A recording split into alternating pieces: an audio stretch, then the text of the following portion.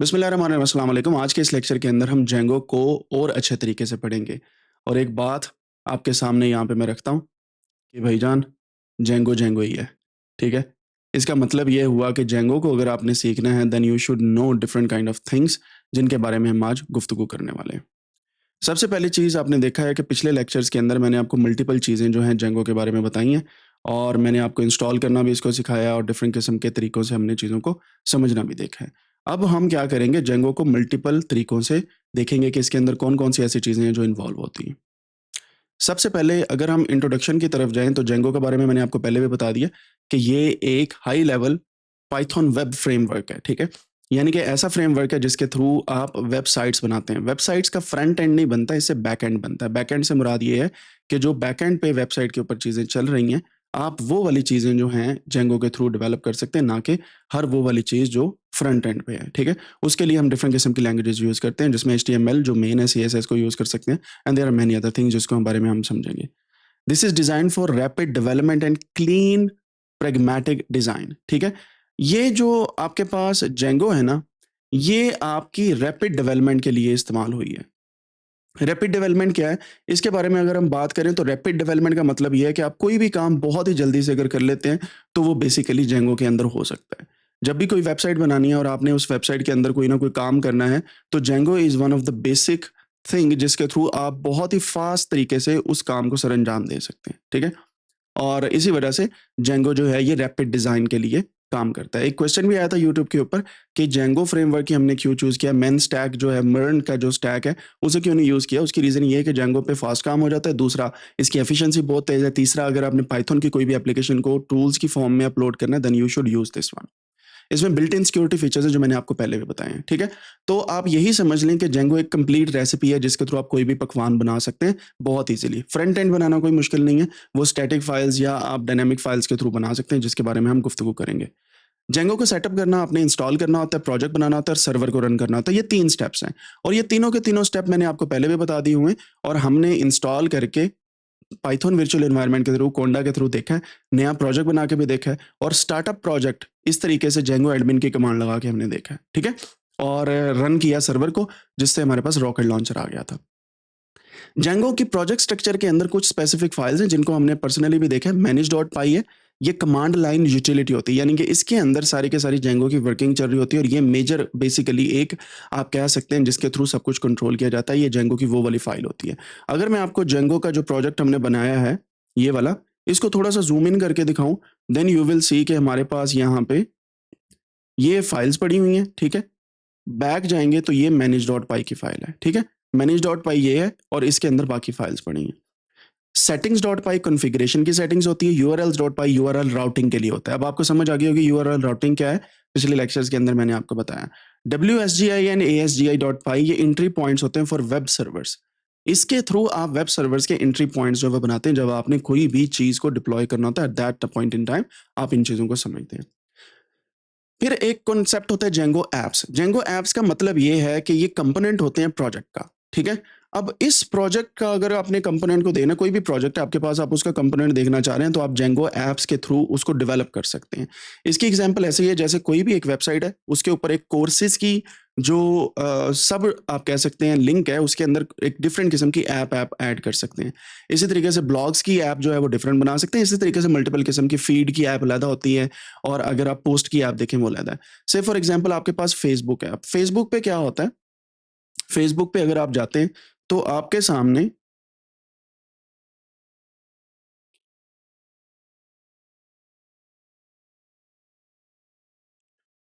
Facebook के ऊपर आपने देखा होगा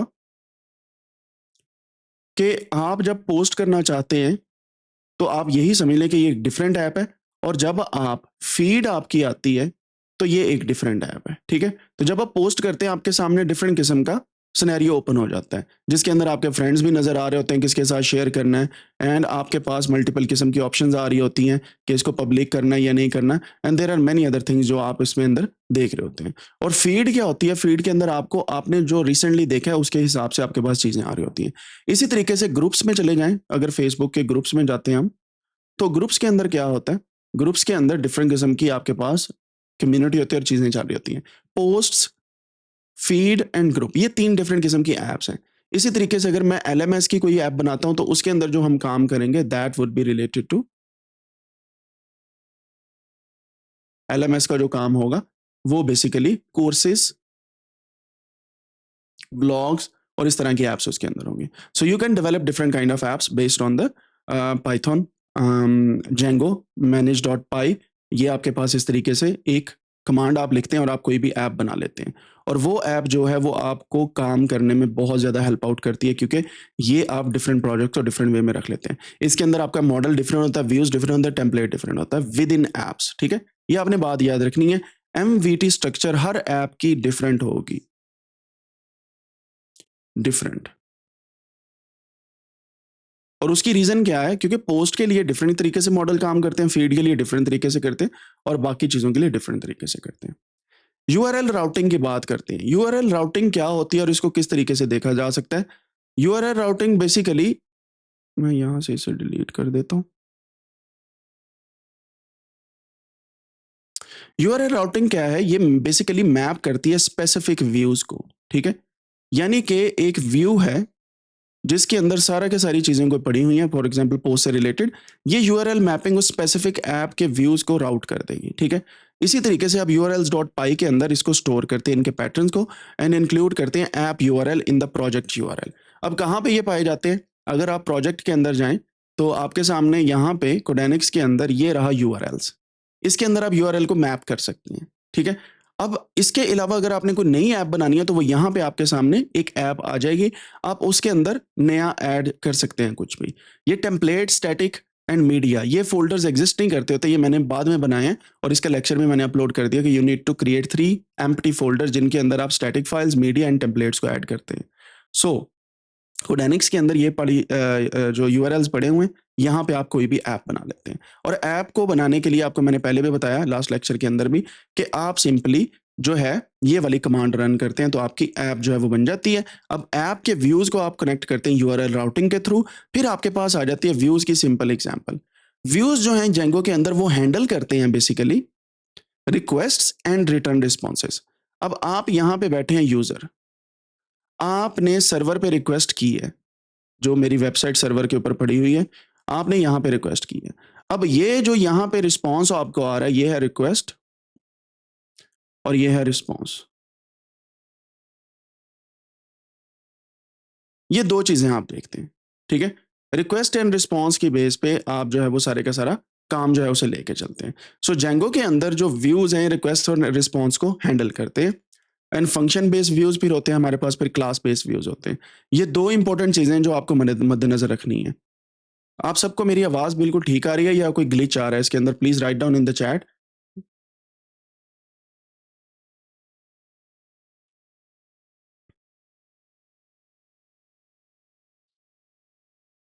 ठीक है, मतलब जिनके पास प्रॉब्लम है उनका इंटरनेट खराब चल रहा है।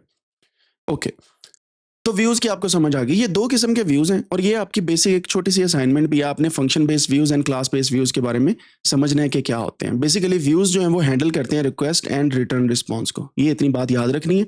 और ये आपके function based views and class based views, function based views and class based views, ये 2 किस्म की आपके पास चीज़ें होती हैं।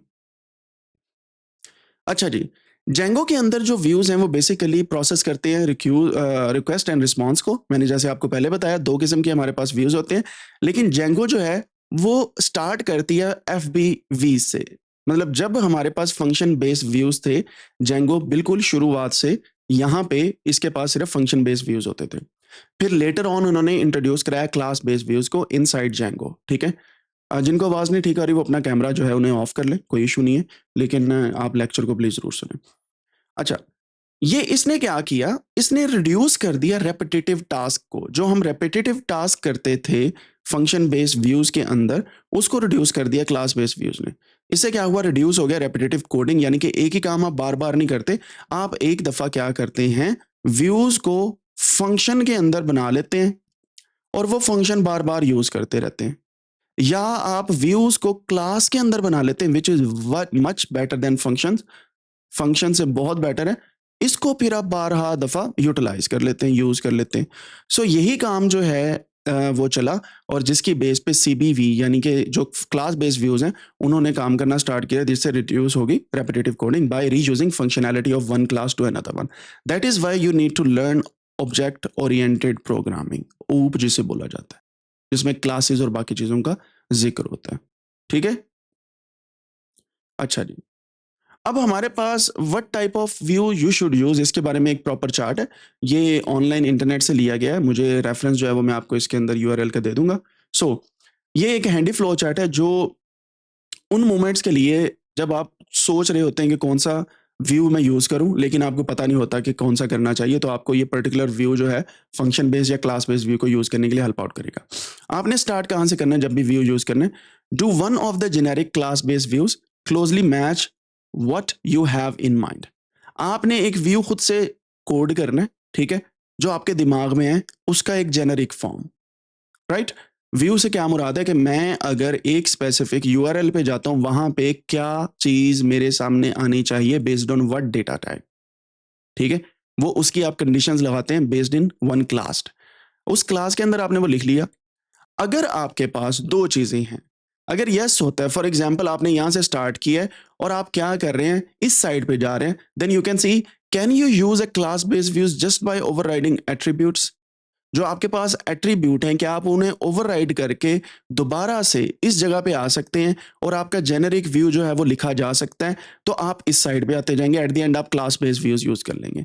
मीन्स टू से कि जो आपके एट्रीब्यूट्स हैं, अगर आप उनको रिप्लेस कर सकते हैं किसी डिफरेंट किस्म की क्लास से, तो आप क्लास बेस्ड व्यूज़ यूज़ करेंगे। अगर आप एट्रीब्यूट्स को डिफरेंट बेस की क्लास के साथ जो है रिप्लेस नहीं कर सकते, then you should go in this way, यानी कि आप जेनेरिक फॉर्म में नहीं लिख सकते, then you should go here.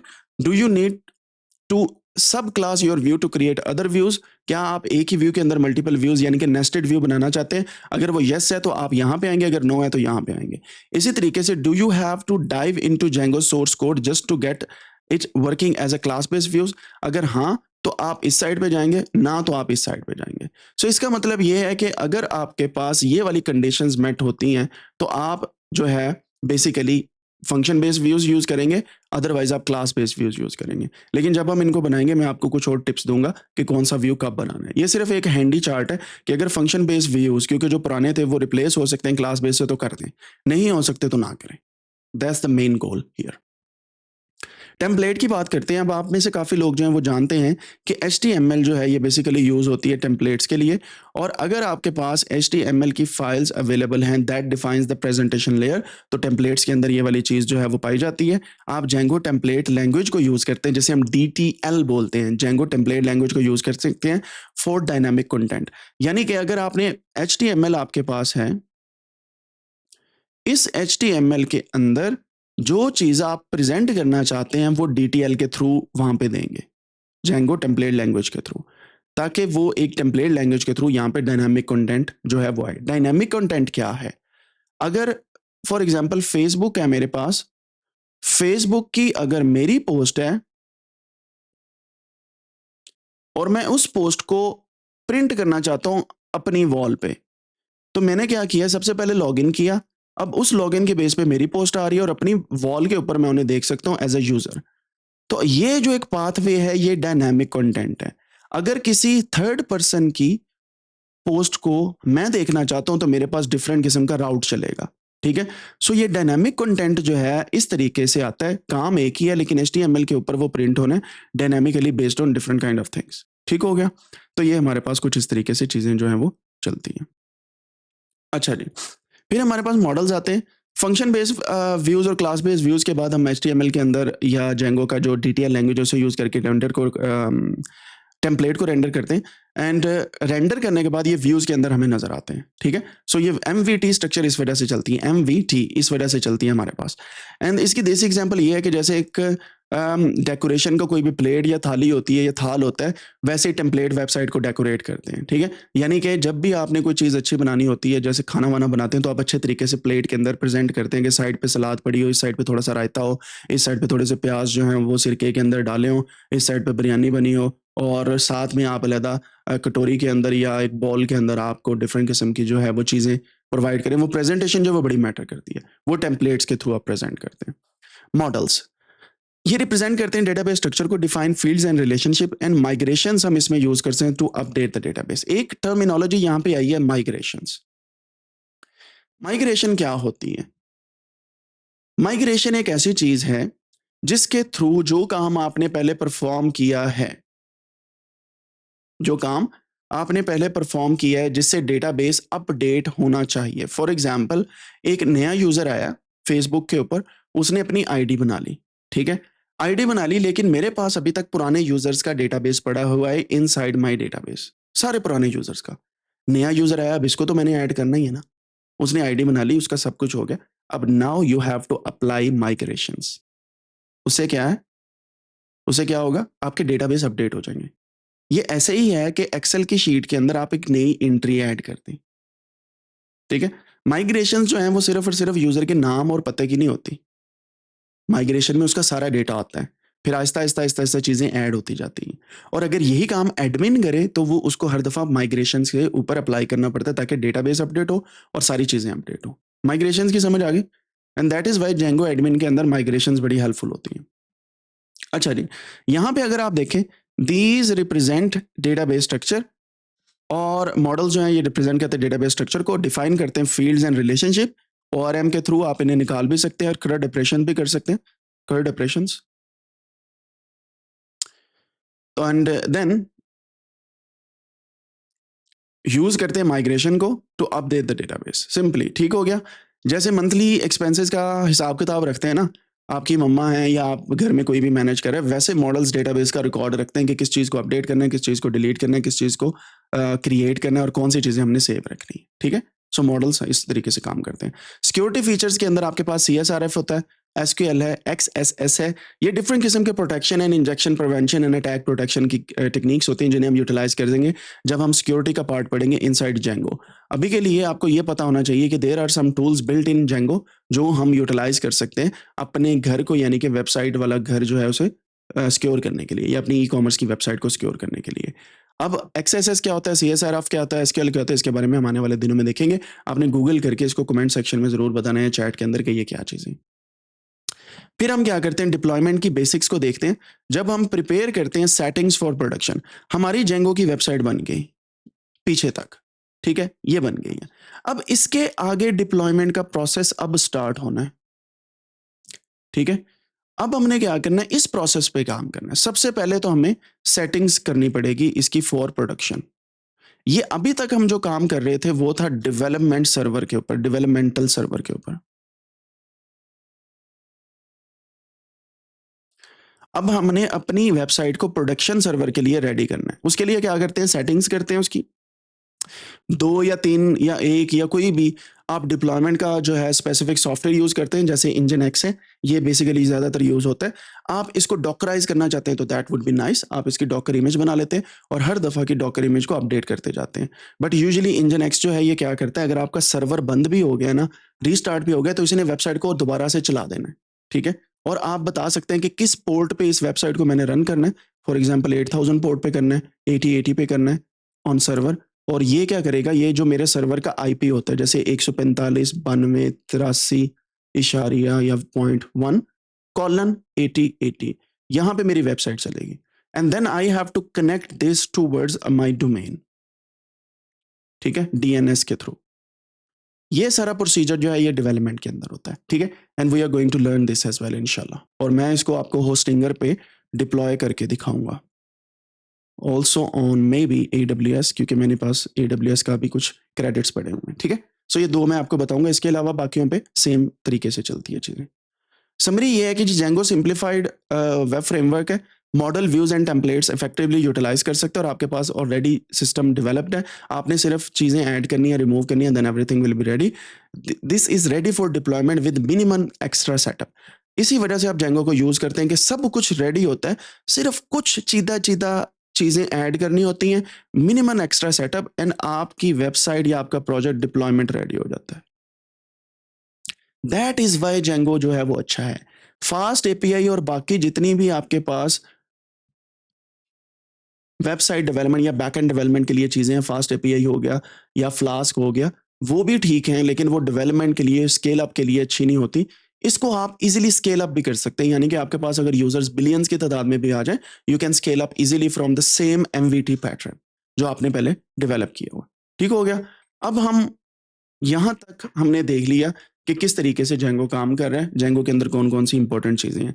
यहाँ पे आपको एक बात समझ आ गई होगी कि जेंगो के अंदर देयर आर मेनी थिंग्स जिनको हम यूटिलाइज़ कर सकते हैं। फ्रंट एंड के लिए एचटीएमएल के अलावा भी आप लैंग्वेजेस यूज़ कर सकते हैं, एंड अगर आपको नहीं पता वो लैंग्वेजेस कौन-कौन सी, ज़रा सर्च कीजिएगा कि जेंगो के साथ फ्रंट एंड पे कौन-कौन सी लैंग्वेजेस चलती हैं। रिएक्ट मैं आपको एक दफ़ा बता देता हूँ कि React is one of them, and HTML of course एक बेसिक टेम्पलेटिंग के लिए यूटिलाइज़ किया जा सकता है, and there are many other languages जिनको आप इंटीग्रेट कर सकते हैं with Django. That is the beauty of Django. बहुत आसानी के साथ इंटीग्रेट होता है। आपने सिर्फ यूआरएल राउटिंग करनी है, डीटीएल के थ्रू बताना है सिस्टम को, फ्रंट एंड को, कि व्यूज़ में क्या प्रिंट करना है। डीटीएल क्या है? जेंगो टेम्पलेट लैंग्वेज, उसके थ्रू आपने लेके चलना है। यहाँ तक आपको समझ आ गई होगी होपफुली। अब आगे चलते हैं।